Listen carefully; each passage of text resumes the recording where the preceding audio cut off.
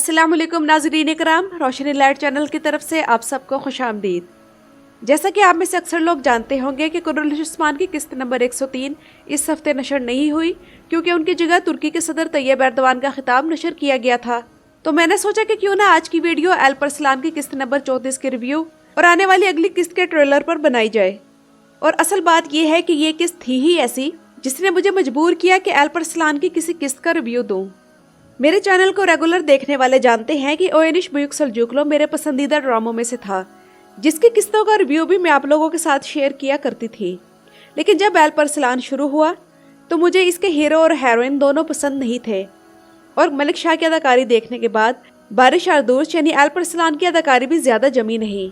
लेकिन इस सीजन में बारिश आरदूश बेहतरीन परफॉर्मेंस दे रहे हैं और सफीरिया खातून वाली अदाकारा भी इस रोल में ऐसे ढल गई है जैसे वो असल में सफेरिया ही हो। तो बात करते हैं ताज़ा तरीन किस्त की, जो कि मेरे ख्याल में एक मास्टरपीस था। बहुत से लोगों को किसी कले या जगह का मुहासरा करने वाले लंबे लंबे सीन बोरिंग लगते हैं, लेकिन इस किस्त में कोई भी बोरियत नहीं थी, बल्कि एक्साइटमेंट उरूज पर थी। और कई सीन्स पर तो एंग्जाइटी इतनी ज़्यादा हो जाती है कि मुझे किस्त रोक कर कोई और काम करना पड़ता और फिर कूल डाउन होकर दोबारा से किस्त देखनी पड़ती। मैं ये एग्जैजरेट नहीं कर रही, मेरी जो फीलिंग्स किस्त देखते हुए थी आप लोगों के साथ मैंने वही शेयर की हैं। यनाल की बीवी ओके खातून की गद्दारी नाकाबिले माफ़ी है और वो यनाल बे को सल्जूकियों के खिलाफ भड़काने की भरपूर कोशिश कर रही है। लेकिन ओके खातून के अलावा यनाल बे को भी ओके खातून की गद्दारी छुपाने के जुर्म में जल्द सजा मिलेगी। दूसरी तरफ सुलेमान का किरदार भी लाइमलाइट पर आ रहा है और सुलेमान का किरदार अदा करने वाला अदाकार काफ़ी अच्छा अदाकार है और इससे पहले वो एक और ड्रामे में भी ख्वाजा अहमद यस्वी का मरकजी किरदार अदा कर चुका है।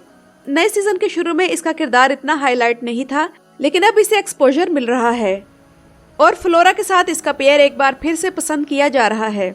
आप में से कितने लोग इस बात से इत्तफाक करेंगे कि सुलेमान की शक्ल मलिक शाह से बहुत मिलती है? मुझे कमेंट्स में ज़रूर बताइएगा।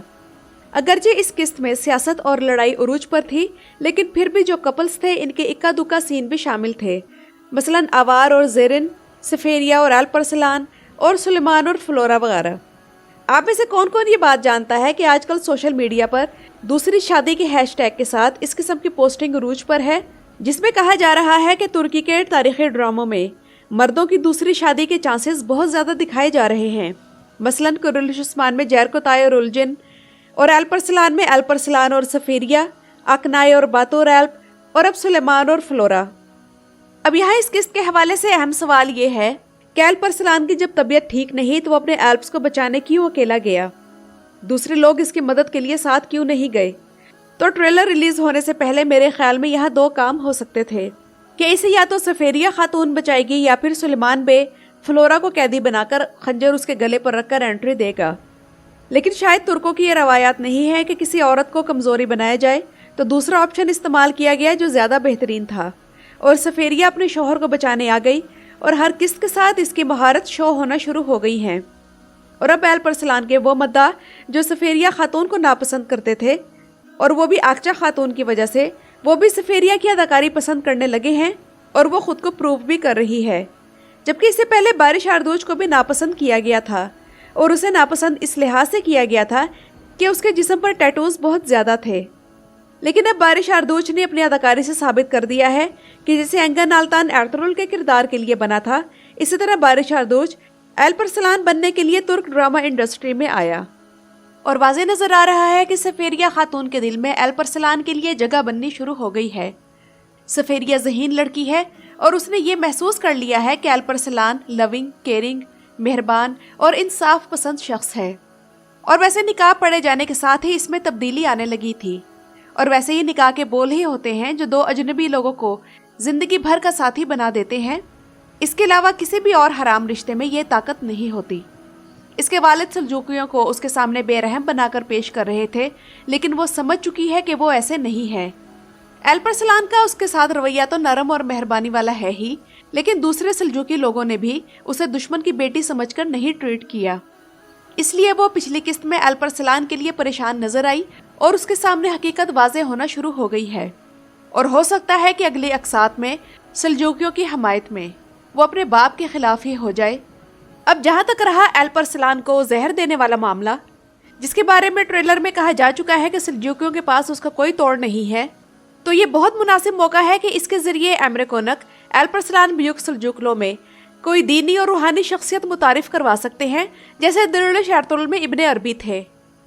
अल्परसलान के पिछले सीजन में अल-बैरूनी से काम चला लिया गया था, लेकिन वो असल में साइंसदान थे। तो अब की बार इस सीजन में किसी मजहबी और रूहानी शख्सियत की कमी महसूस की जा रही है और सल्जूकियों के दौर की कोई मजहबी और रूहानी शख्सियत को मुतारिफ करवाकर उसी के जरिए अल्परसलान के जहर का इलाज करवाया जाए। दूसरी तरफ ट्रेलर से ऐसा मालूम होता है कि अल्पागोद का राज भी अलेक्जेंडर पर फाश हो चुका है, तो क्या बाकी लोगों पर भी अल्पागोद का राज खुल जाएगा?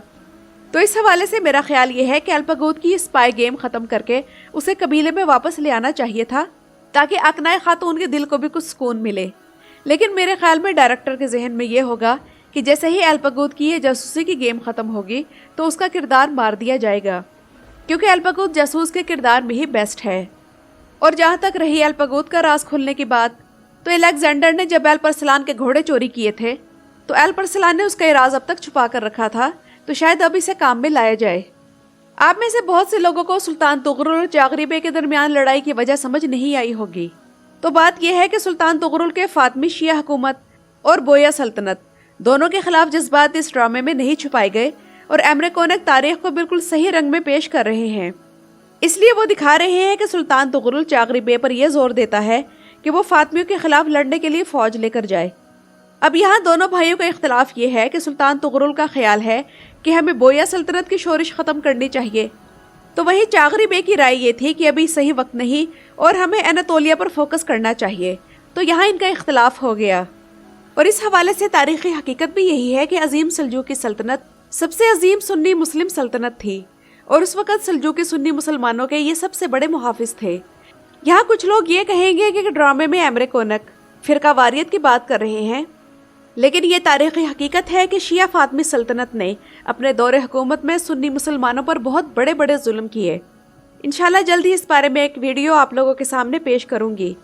अब जबकि एमरे कोनक ये ड्रामा बिल्कुल तारीख के मुताबिक दिखा रहे हैं, तो ये बातें तो हजम करनी पड़ेंगी और फ़िरका वारियत का शोर मचाकर हम तारीख नहीं छुपा सकते। अगर सुल्तान याऊस पर ड्रामा आ गया होता तो आप लोग तफसील से जान जाते कि ईरान की शिया सफ़वी सल्तनत ने भी किस तरह 25 लाख सुन्नी मुसलमान कत्ल किए, और इस वजह से कि उन्होंने जबरन शिया बनने से इनकार कर दिया था। इसलिए दिल बड़ा करें और जुल्म जुल्म ही कहलाया जाएगा, चाहे वो शिया करे या फिर सुन्नी। और तारीख गवाह है कि सुन्नी मुस्लिम सल्तनतों में कभी भी शियों पर जुल्म नहीं ढाए गए। ये बातनी, फिदाई, फातमी या दूसरे जितने भी फितने थे, ये सब दूसरे फिरके से ही बरामद हुए। चले बहरहाल ये चीज़ें तो रियासतों के दरमियान चलती रहती हैं और तारीख का हिस्सा बनती रहती हैं। आप ये बताइए कि आप में से किन लोगों ने ये नोट किया है कि पिछले सीजन में से कुंदूरी और दागिस्तानी दोनों ही गायब हैं और सुल्तान तुगरुल के साथ एक नया बंदा है। चले कुंदूरी तो ज़्यादा अहम नहीं था, लेकिन दागिस्तानी को होना चाहिए था। तो नाज़रीन इकराम, ये तो थी मेरी आज की वीडियो। आप लोगों को आज का रिव्यू कैसा लगा मुझे कमेंट्स में ज़रूर बताइएगा। मेरी वीडियो देखने का शुक्रिया।